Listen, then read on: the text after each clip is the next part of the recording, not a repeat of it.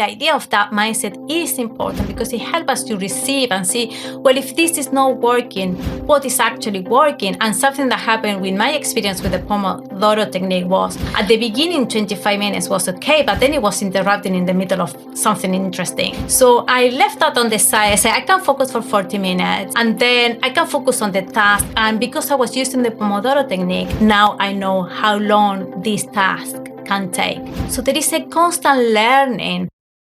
Welcome to Beyond the Thesis with Papa PhD, your weekly inspiration for post-PhD career development. With me, David Mendez. Today I have the pleasure of having with me Lucia Juarez, PhD. Lucia is a certified life and academic coach who helps PhD students finish their dissertations faster, with less stress, less procrastination, and fewer tears. That's very important. Drawing from her own experience and degrees in architecture, heritage conversation, and history of architecture, Lucia understands their unique challenges. Her journey began with exhaustion and self-doubt, wondering if she'd ever be academic enough. The turning point came with motherhood, which made it even simple tasks feel impossible. Introduced to the Pomodoro technique by a friend, she realized that she needed a better way to do things. This sparked a breakthrough, leading her to combine mindset shifts, self-care, and time management strategies that reignited her passion for research. Through this experience, Lucia developed her unique SmartPhD system to help PhD students manage their time and priorities both in and out of their academic work. Her approach helps students to improve their academic confidence, meet deadlines, and find more time for friends and family without sacrificing their well-being. Lucia, welcome on Beyond the Thesis with Papa PhD. I'm super happy to have you here. Please let us know where you are at. I'm here in Montreal, but I know you're quite far away. And tell us a little bit more about yourself, about your journey, and about who you are scientifically, but also in terms of helping people through the PhD. Thank you so much, David. To be honest, I'm so excited to be here. This means a lot to me because I've been hearing your podcast for many years now. And I think it's very important to share my experience and maybe from other clients in understanding that, at least in my experience, when I was doing my own PhD, I was convinced that the only way to make progress was by working harder and harder and harder until that almost broke me. So one of the things that I would like to share today is how it's possible to manage things, turn things around, finding a system that works for you, and it can help you to finish the PhD faster without sacrificing your well-being, as you said before, but also in bringing more joy and in a way that you will be better prepared to life beyond the PhD, and whether PhDs want to carry on in academia or industry or a bit of both. In many of your podcasts, I've been listening a lot about that idea of beyond and students not feeling prepared. So what I would like to share today, they can finish their PhD and be better prepared for that comes next. About Excellent. Me, sorry, because you said where I'm from. Because when I start speaking, many people will ask, where is she from? Because of the accent. It's something that I suffer from because I'm very conscious. You know that when you were saying my bio about not feeling academic enough, some of the things was around my English. Of course, English is not my main language. I'm originally from Argentina, so my main language is Spanish. And I think even in Spanish, I wouldn't sound academic enough, I have to say. But I did my degree as an architect there. And then as soon as I finished my degree as an architect, I got a scholarship to do a master's degree in heritage conservation in Spain.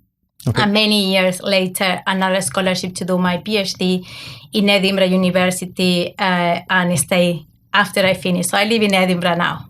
Mm-hmm. Excellent. And I wanted to ask you, because one of the things that I know, and one of the aspects of going to graduate school for a lot of us, not everyone, but for a lot of us, is moving town, moving country, or even moving continent. And, from Argentina to Edinburgh, Scotland, it's quite a little, ways. Long way. Yeah. It's a very long way. And I think it's important to mention because I think it's an integral part of the experience a lot of us have of doing these degrees. And it brings challenges. You were mentioning joy, bringing joy into the PhD, and being far away from your family, far away from your friends, sometimes far away from your partner can be challenging on that side. And I think it's important to mention and to just so people can identify themselves. I know a lot of listeners out there are away from their loved ones and from where they grew up all their life. And, you're not alone. A lot of us out here go through this, and then we find ways to make things work and to have fulfilling experiences and to have some joy in this experience, which is the PhD. We'll talk. I want to talk about that maybe a little later about this question of joy, because it's a very strong word. Yeah. And it's a word that you rarely hear in the same sentence with PhD. Yeah. So we'll definitely talk about that. It's not where I want to start. I want to get there, but I want to start with your story of moving countries, like you said, and your story of going through your academic journey and then figuring out what you were going to follow up professionally. And this is what the listeners are kind of dealing with. It's the big challenge, understanding, okay, it's 2025, linear careers don't exist pretty much anymore.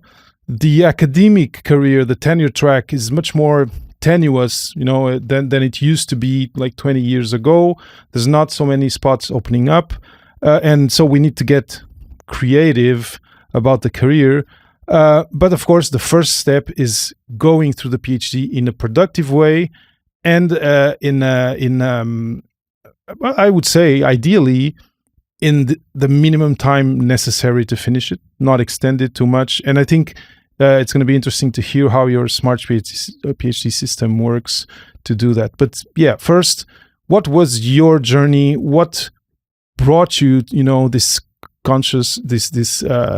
knowledge that, okay, the community needs this help. The community is struggling with this aspect of, like, say, time management, etc., productivity. I'd love to hear how you got to that reflection. Thanks, David. I think you mentioned before this idea of the challenges. I think every PhD has their own challenge, whether if it's with the research or as you said, with the language, different culture, supervisors. There can be many things that will make that challenging. The problem for me sometimes is when we go, that challenge change to kind of a suffering, or it's affected your health and well-being. And what happened to me is I was having my challenges, but there was this point where I became a mom in the middle of my PhD. So that took the whole challenge, let's say, to a different level. So if being a mom can be challenging itself, and the PhD can be challenging by itself, putting these things together in a different country with no family help and maybe not having enough financial support for helping childcare or things like that, put the whole thing at a different level. So there was at this point that I was so tired of being tired, frustrated, overwhelmed, feeling inadequate as well. I was a little bit older than some of my colleagues at that time. They are only one having a kid. I wasn't feeling, not all the time, but I wasn't feeling fully, what would be the word? Like I belong there. And as you are not making the same progress, that start affecting your academic progress, that if your English is not helping and other things are not helping, it's coming down. And there is something new about motherhood, that is a sense of guilt. I don't know you, David, as a father as well, but for me, something that really affected me in my concentration, besides being tired and not having good sleep and all that, was that I will be working or trying to work thinking I should be with my baby, being with my baby thinking, oh, I should be doing some PhD work. And at the end of the day, I wasn't doing any of that. So that's the point when I thought, well, I need to make progress. And also when you have a scholarship, although it's great, it brings more pressure in terms of what's the quality of the work that you need to do and also timeline. If not, that funding dries out, or in my case, after many years, you will need to return the money, which hopefully I didn't do because I managed to finish in that time. But there is a lot of risk, and that's a lot of pressure. And then when I was saying you don't feel adequate as a researcher, you don't feel adequate as a mom either. So that was a lot to process. Deal with. Yeah, to process. No, it makes a lot of sense, and I cannot, I cannot. How can I say? I'm a man, so I didn't go through fatherhood the way you went to motherhood. So because we're in our patriarchal society and things are the way they are. And when I got my first kid, I was in my first job, so it was different. It was I actually had to deal with being looked at sideways when saying I'd like to take paternity leave, and I learned that I was the first one in that company to ever ask that, and then actually it was me and another guy at the same time, and we kind of held our hands and held our to do it, because here in Quebec we can take some of the time so that the mom can then resume working. That's good.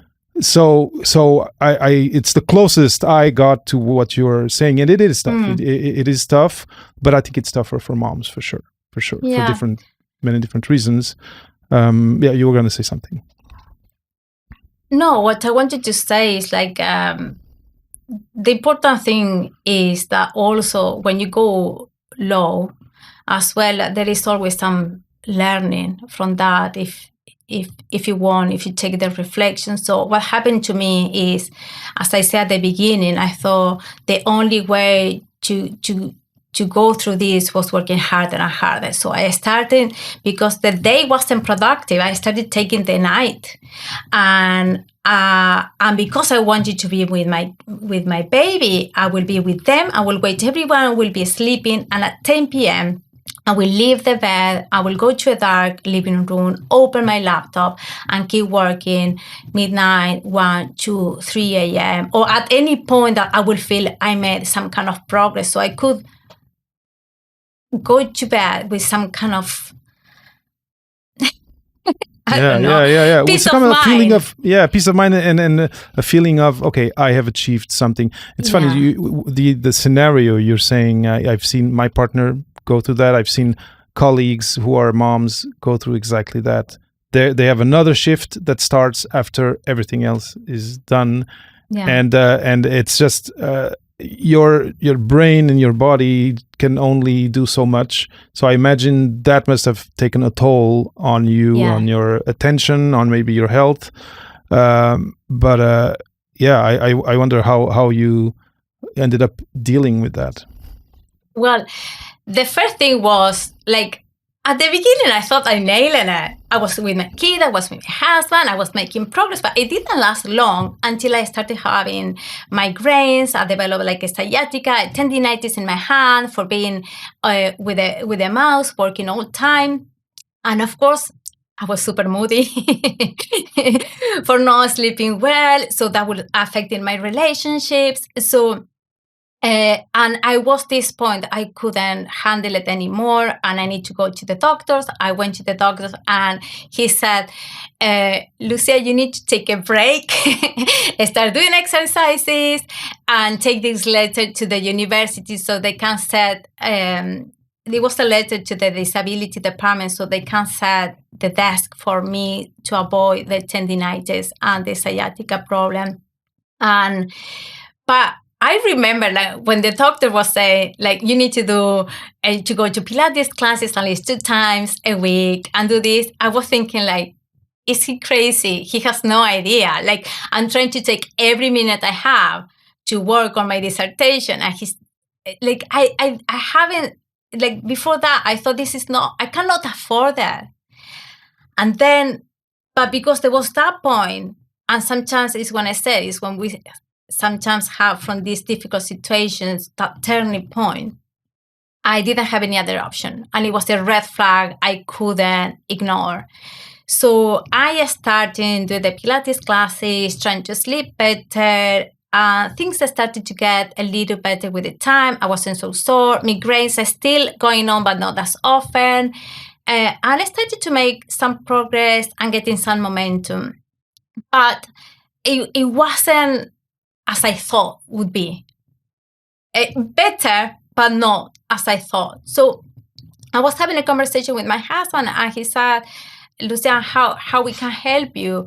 We were talking about, I said, well, I need more time. Like my baby was 3 days in the private nursery, but he said, we cannot afford more days of nursery, but I can, if you want, take him, like drop him and collect him from the nursery, and that will give you some time because we were taking turns.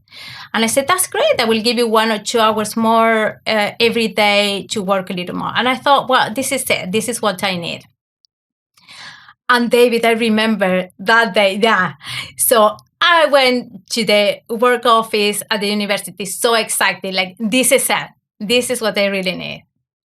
I see it. I was working, but 3 p.m., I had a crash. I was feeling like a weird sensation in my whole body. Like, it was 3 p.m. I have like 20 tabs open. I was reading and I wasn't reading. Like, what am I reading about? I've been here like for 7 hours. I don't know what I'm doing. I'm not with my kid. I've been here for hours. I have 20 tabs open, but I haven't done any progress at all. And I started crying. And I was like, like a chest pain. Like, what am I doing? I cannot do anything right. I'm putting my life here. All my life in my PhD for my kid. And this is not working. So what happened after that, another red flag that I couldn't ignore was it wasn't about the time. It wasn't about like a bunch of things that I needed to put together so I can use the time that I have available in a smarter way.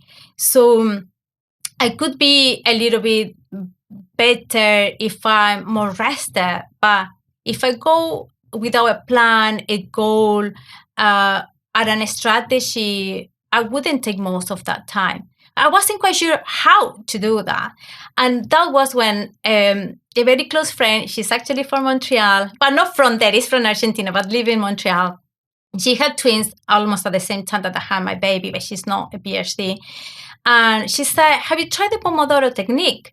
Because that can help you with that concentration. Like being a mom, I didn't have that 8 hours of focused work anymore. So I thought maybe this will help. And that did. So I started, I'm started thinking first of all. So I add a little bit of reflection. So I need to make this work. This is not working. What I can do differently.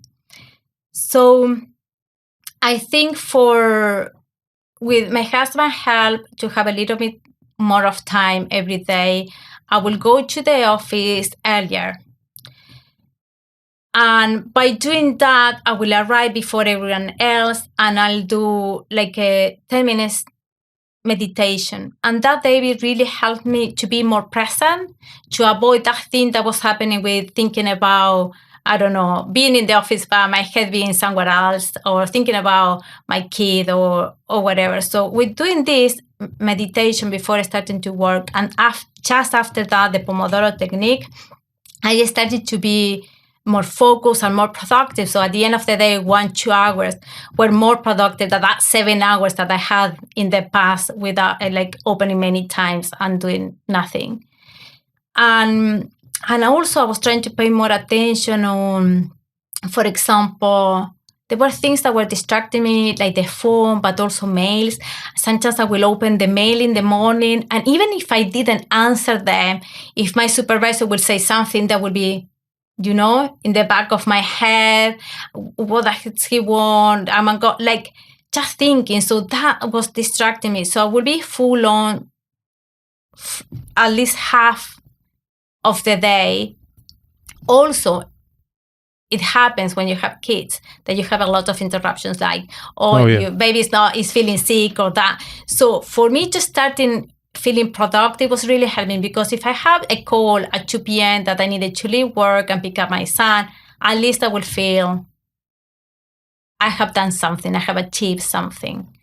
Mm-hmm. So yeah, that's a bunch of this. That's a bunch of stuff. And one thing that your example kind of makes me think of is, and you because you went exactly through it, there are some ideas that we default to if no one tells us better.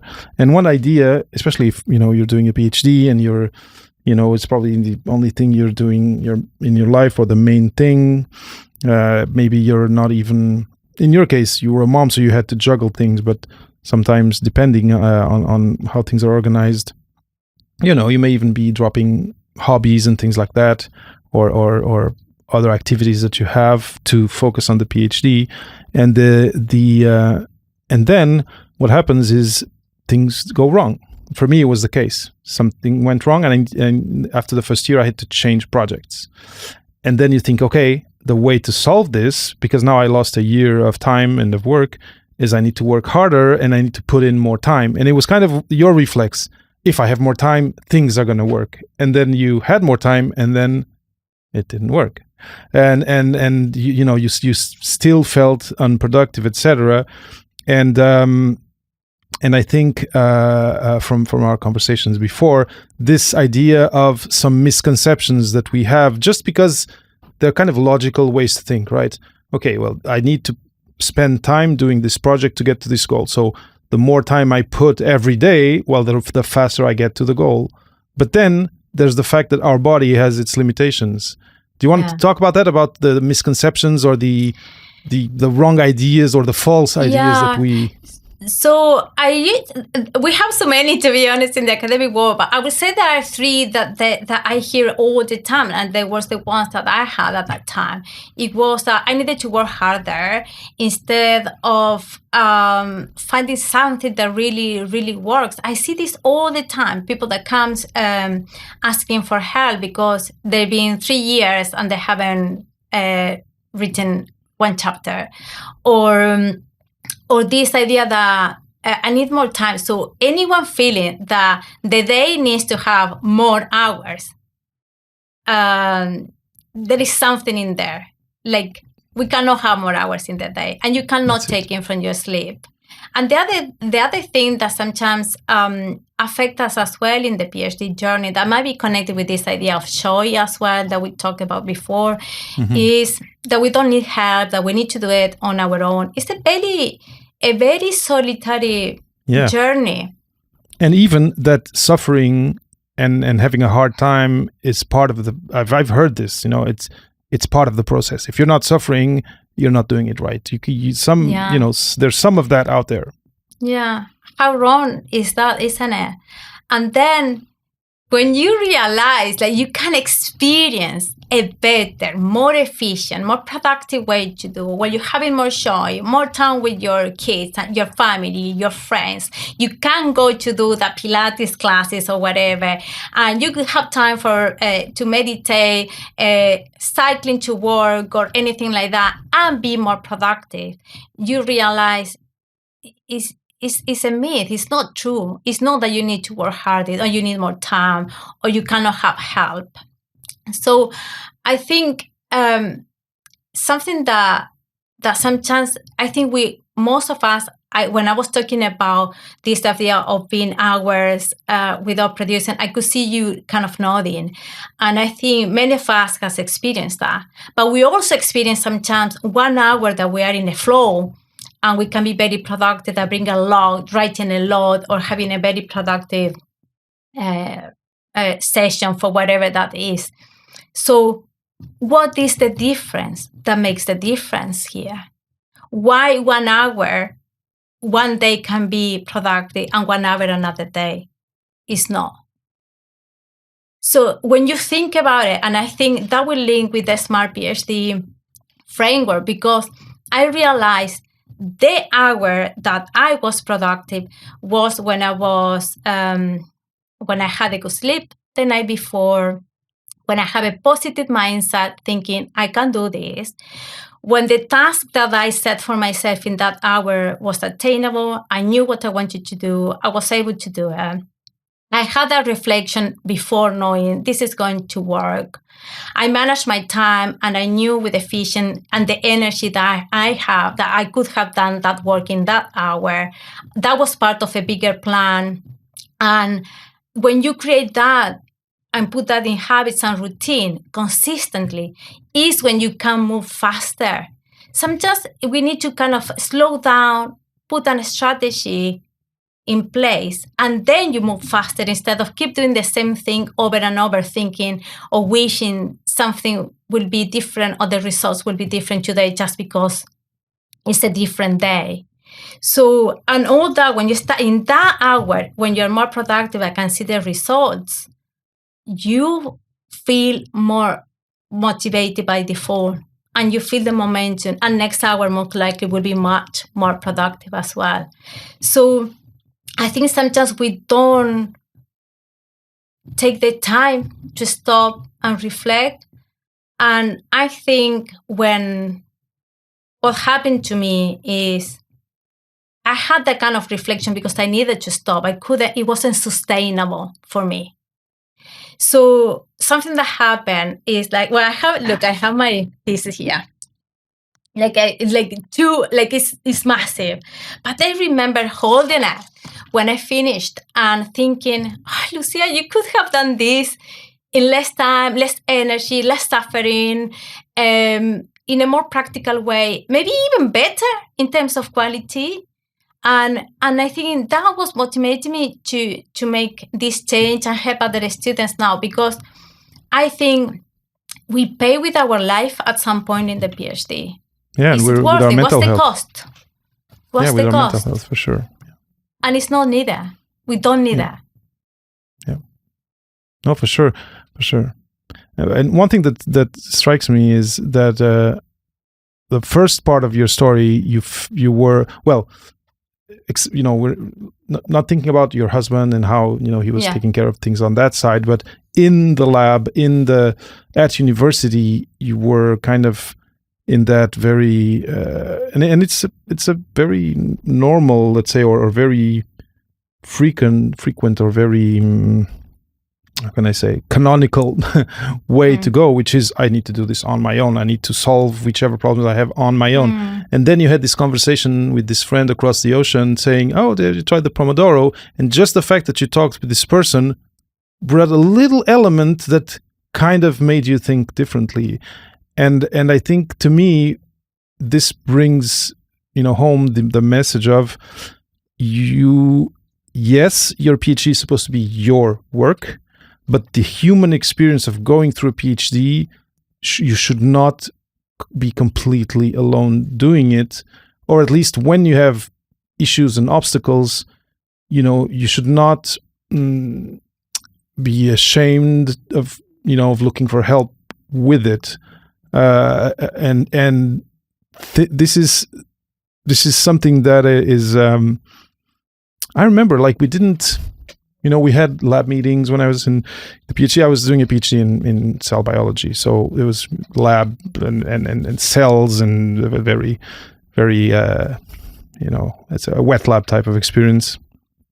I'm sure very different from yours, but we didn't share strategies for. People who we saw, oh, this person is really doing great. And it looks, first, one caveat. Sometimes people look like they're doing great, but they're just facing the same challenges we are. It's just that because it's not you, and because maybe they act a different way, you think they're having it super easy? Yeah. There were a few things that I was thinking when you were talking, David. And one is that something that was very good for me is I have a very good supervisor, and I have a very good bunch of PhD friends that we were sharing the same study space. We have lunch together, and we were having lunch together. We would talk about how you're doing or things like that. The problem is, like, sometimes we tend to mask, as you said. So sometimes we are not really, we can have discussions, but we are not really open. And sometimes that is something how we receive others' advice. So something that happened to me before the Pomodoro technique was, I'm an architect, and my colleagues in the same department were architects as well. So for architectural projects, it's very common to use a Gantt chart. Are you familiar with that? So one colleague who knows I was struggling, he came like with a perfect Gantt chart with his progress for his PhD, and he said, Lucia, look, you should try this. And I was feeling so bad, David, so inadequate, because that's not my way. It's too rigid for me. And being a mom, like a Gantt chart, it would never work. So, but what was my thought at that point was, I would never be organized enough. I would never be as good as he is. So, but because that's the mindset. So that's why when I talk about that framework, the idea of that mindset is important, because it helps us to receive and see, well, if this is not working, what is actually working? And something that happened with my experience with the Pomodoro technique was, at the beginning, 25 minutes was okay, but then it was interrupting in the middle of something interesting. So I left that on the side. I said, I can focus for 40 minutes, and then I can focus on the task. And because I was using the Pomodoro technique, now I know how long this task can take. So there is a constant learning.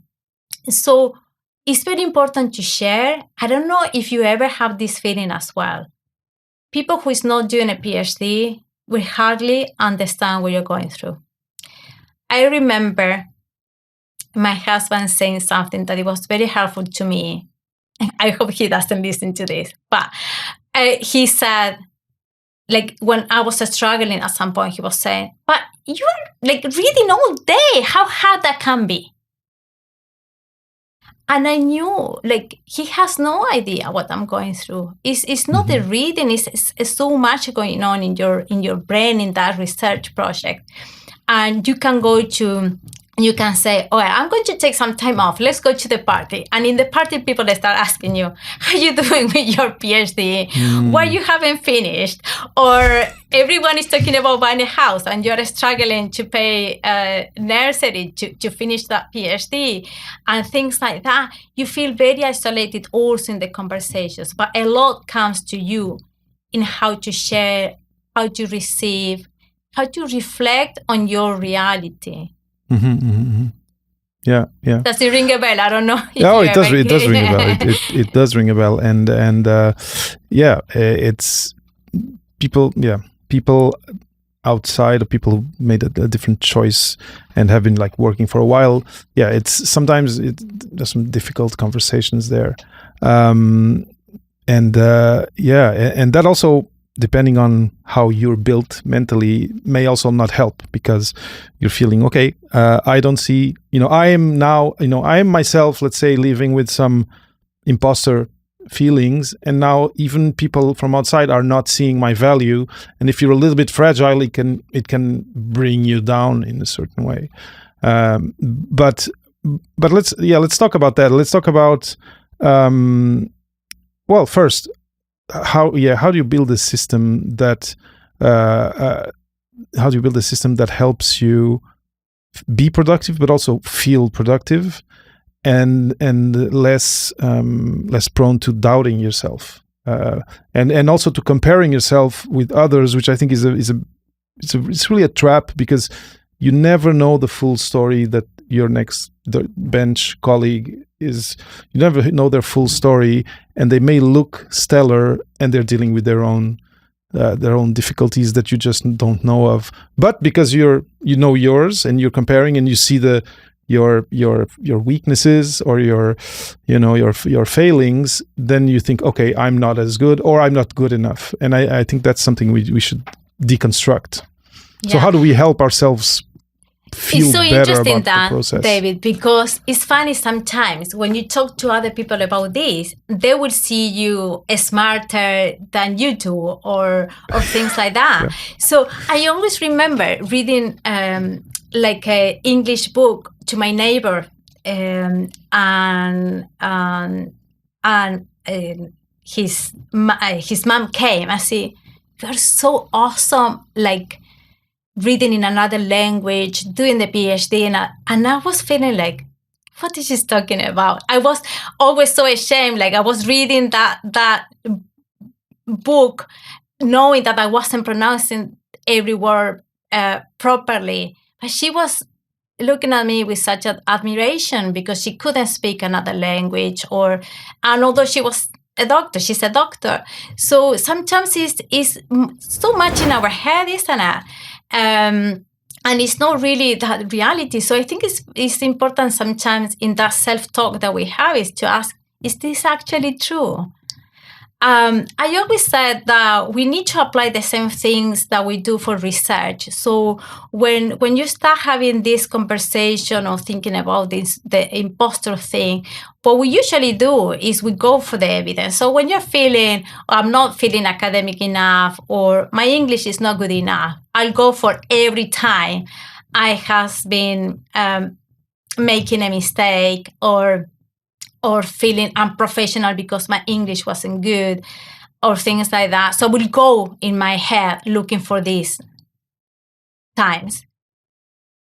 But what happened if instead of that, I look for the times, like when I was reading the book to my neighbor, or I was looking for other pieces of evidence to tell myself a different story. At the end of the day, we have the power to choose that story. And I think something that you were saying before about the whole story, or when you talk to others, or the support that you can have for the institutions, what I'm finding, and I think that's why I like the SmartPhD system, is the idea of have a better understanding that we are a whole. So when we talk about just the mindset on their own, it won't matter. It's kind of not enough, because we are not just mindset. We are not just self-care. We are not just a time management machine. We are a person, and one of the most important things that I see over and over in the experience that I have in the past as well. And I think that's why in the SmartPhD, there is not anything related with knowledge itself. The times in our life that we are not having a good academic performance, like 99% of the time, is because something was going on with us internally. So something going on in I'll see this because I have so many students. When they're doing well, something is wrong. I know it wasn't the topic. Sometimes they know everything and they still don't pass because they wasn't focused. Their head was somewhere else. So in terms of how I came out with the system, although I feel that I learned on my own way, when I finished my PhD and I have this feeling I could have done this in an easier, faster, better, more enjoyable way, it was too late for me. And I was tutoring at Edinburgh University before COVID. When COVID stopped is when I thought I need to do something different. And I realized I really like helping students. And I realized that when I was teaching them, and if they didn't progress in the way I wanted to. It wasn't about the content I was delivering. It was more about what was going on for them personally, but also some things that they were more related with clarity, the structure, how to write, how to see things with more clarity, rather than the content I could give them and they can read on their own. Mm-hmm. And I have a very successful experience in helping them with that, instead of focusing on like the material, the of knowledge. Course, their part. Subject, which I imagine you work with people who work in different domains, so you couldn't really help them, all of them, with their subject. No, and everyone has their own interest. So I think on all of that, it's about when we were talking earlier about the well-being and the health. I think it's very important to understand that PhD is not about the thesis. It's about you. You bring part of you. It's your knowledge, your way to see things that will make the difference in that contribution to knowledge. Is it worth living your life in the middle?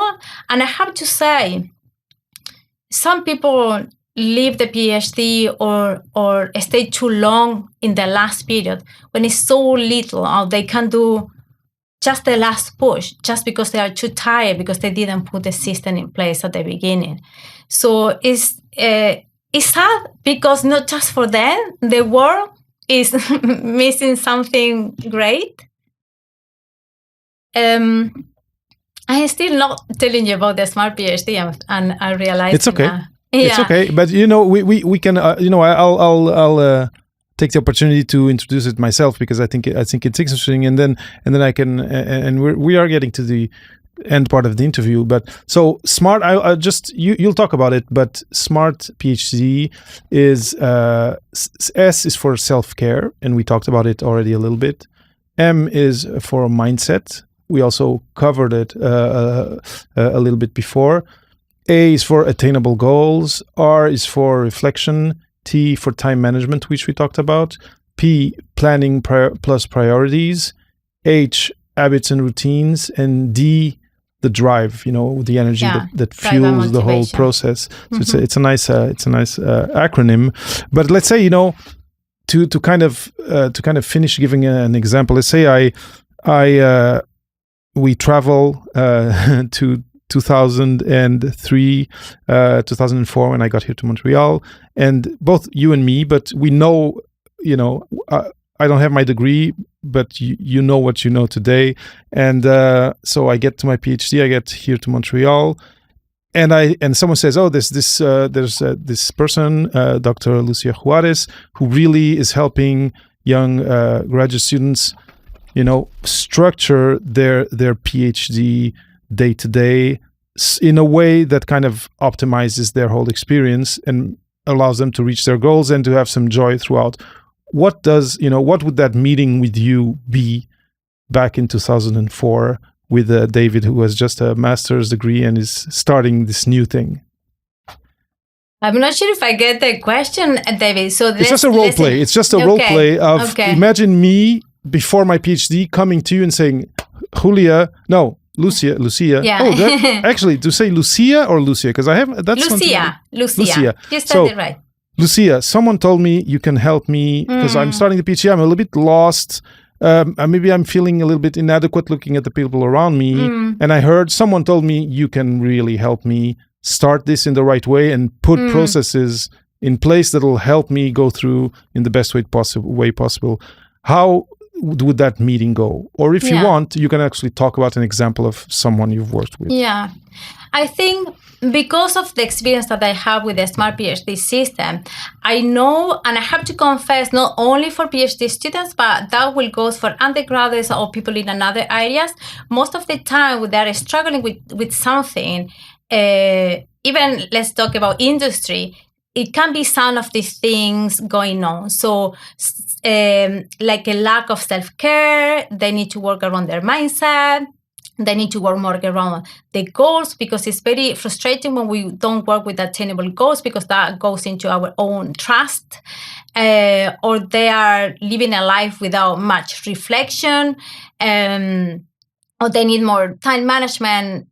or understanding better, most of the time they need to know more about themselves. And that resonates, yeah. And so, or they can have like a better way to live their life and PhD by having a healthier habits and routines. And sometimes, many times, PhD students will come to me because they don't feel motivated. So a good point to start can be using the Wheel of PhD die that I have created. So students can assess themselves and put in a score, let's say 1 to 10, how you're feeling in your self-care. I have created something to make this easier, not with a score, but just with questions about how is your sleep or things like that. So that can give us an overview of how is this system working, and maybe detect what are the areas that need more attention. I would say every individual is different. Many things that I see, or most often, will be self-care, mindset, motivation. Very difficult. People don't usually come to me because they want more reflection, but it's one of the things that will certainly work around, because the coaching sessions itself is a space for reflection. So you need that to understand what is working, what is not working, and start putting on a strategy. So that will be a starting point to understand what's going on and what needs more attention. Mm-hmm. And this Wheel of PhD quiz is, I have, you shared the URL with me, and I'll put it in the show notes. And this is a free resource that people can use. Yeah. I think sometimes happens because coaching services sometimes cannot be in a budget for a PhD student. Mm-hmm. So I was trying to develop something that I don't want to leave people behind. I told you at the beginning, I was struggling to pay for childcare or this or that.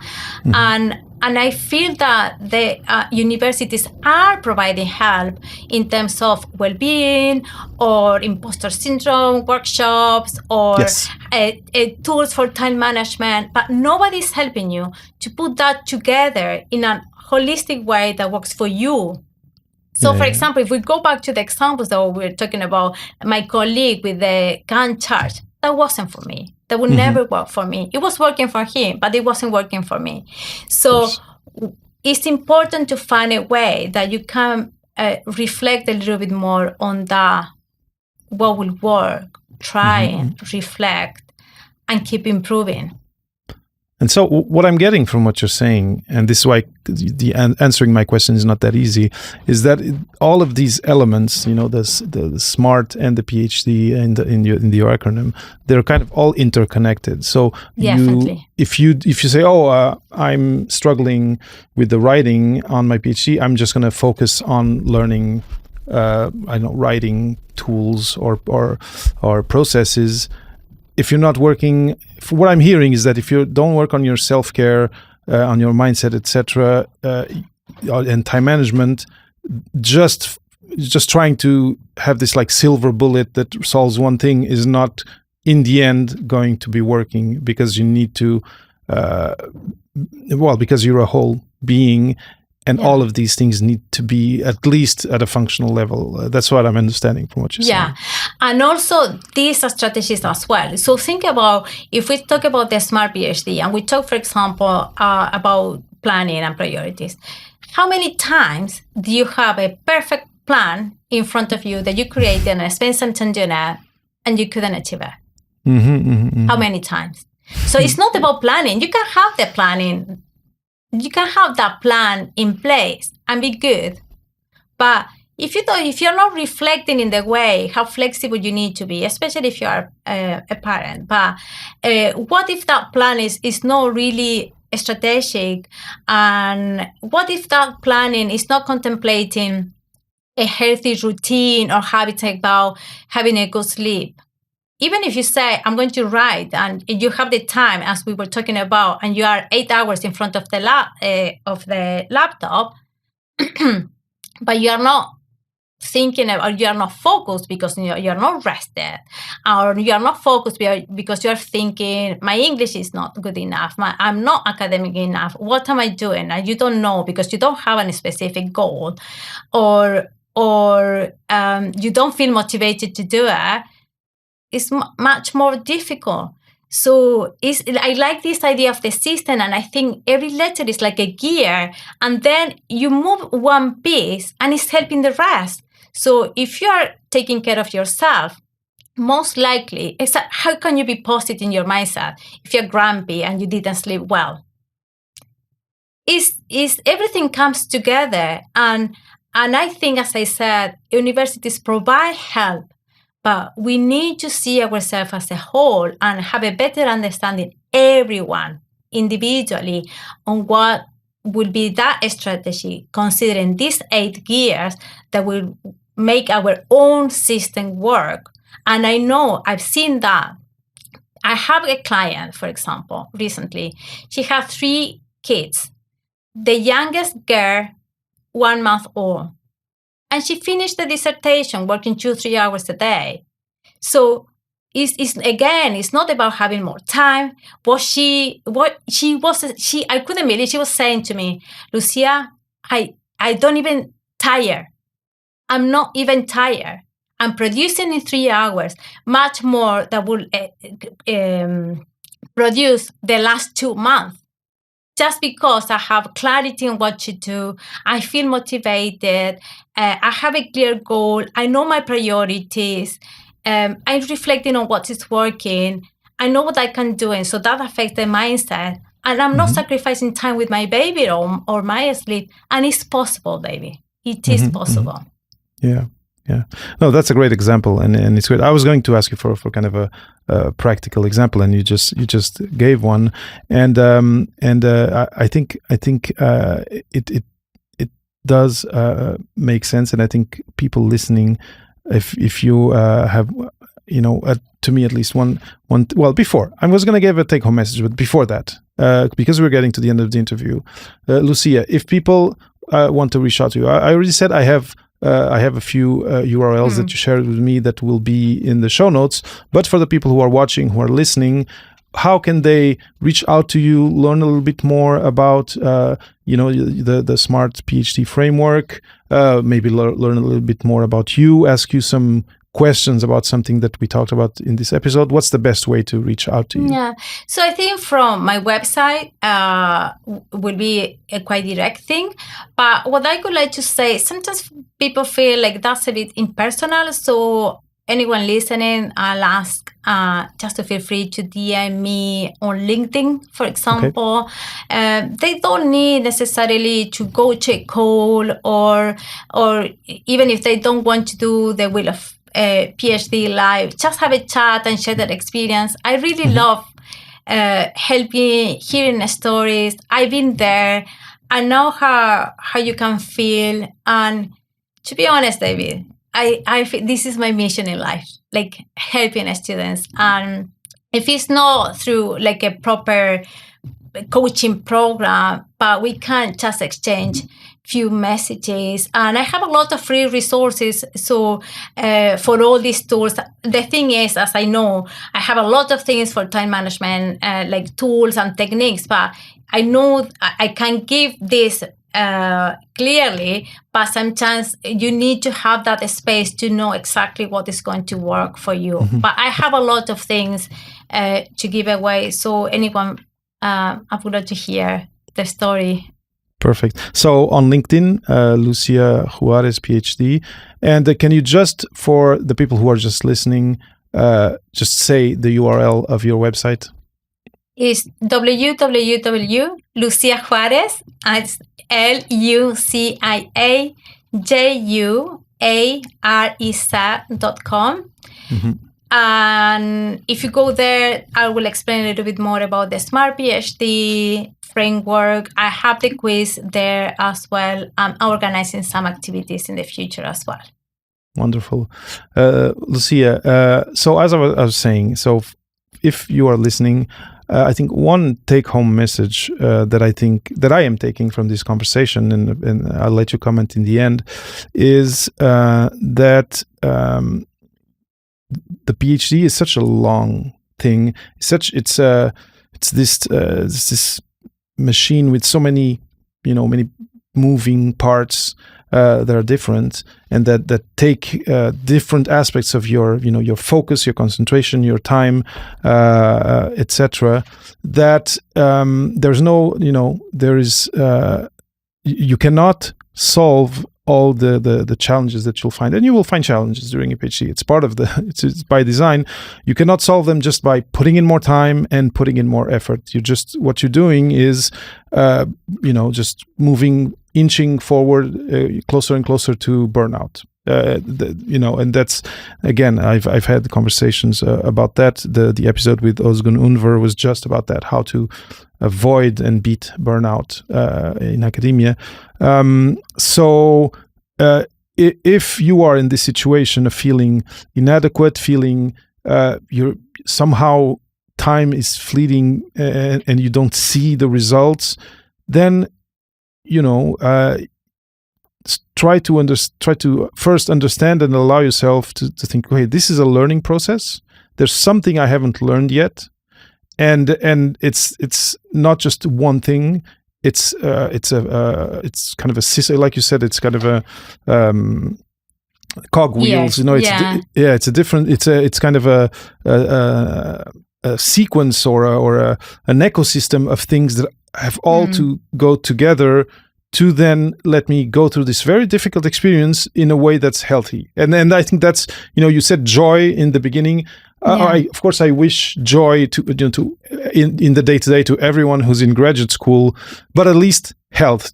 Go through graduate school with your full mental health, and that's it. It's all of these things. I think time management is a big one. Having good habits and routines is also a big one. And then I would say, and all of the letters I think are important and are key. But self-care, I think, like you said, is one of the aspects that.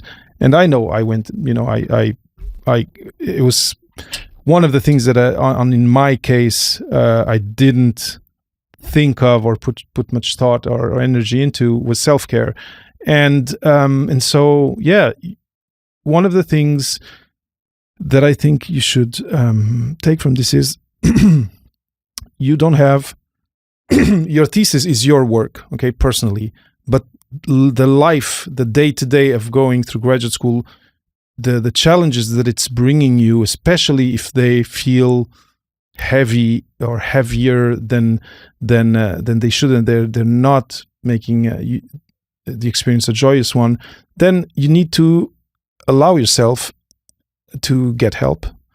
Not think that getting help is some sort of not think that getting help is some sort of proof of your weakness or your inadequacy. No, it's just there's things you haven't learned, and you're really in full ignorance of exactly what they are. So you find someone who has thought about it, and Lucia is such a person, and get better at this graduate school and this university experience, with now kind of a roadmap, some habits, some practices that will kind of, like you said, you just said this example of the person who said, wow, in 3 hours I did more than in the last 2 months.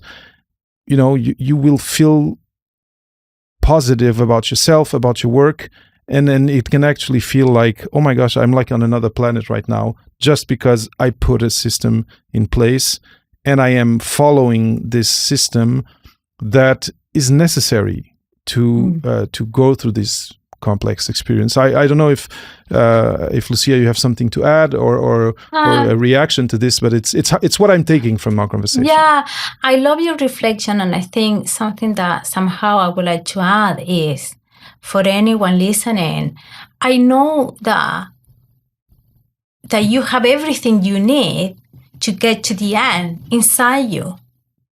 It's just you need some help in put that system in place.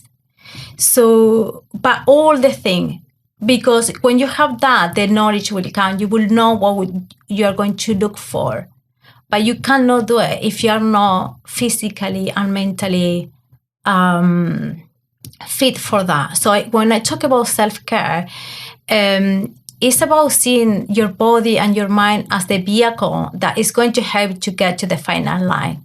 And I know, and I think it's good that it's first in the line for the SmartPhD. And I think when I have created this, David, one of the things is I wanted to create something that the students will remember what is important to have a good PhD life.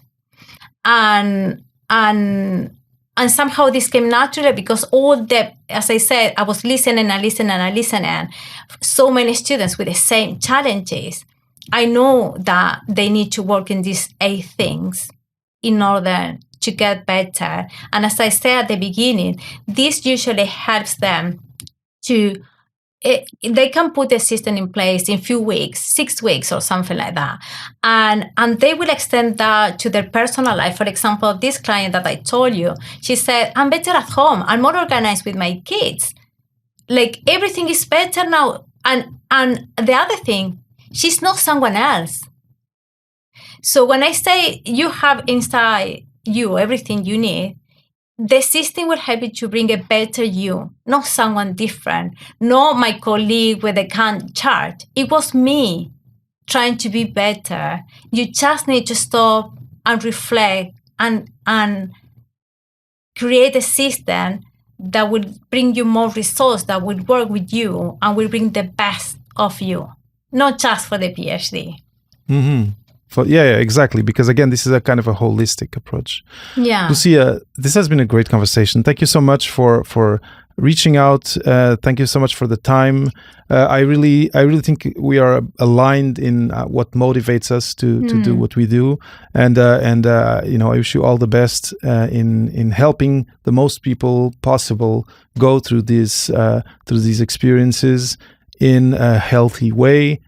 And if possible, with joy. So thank you. Yeah, thank you so much, David.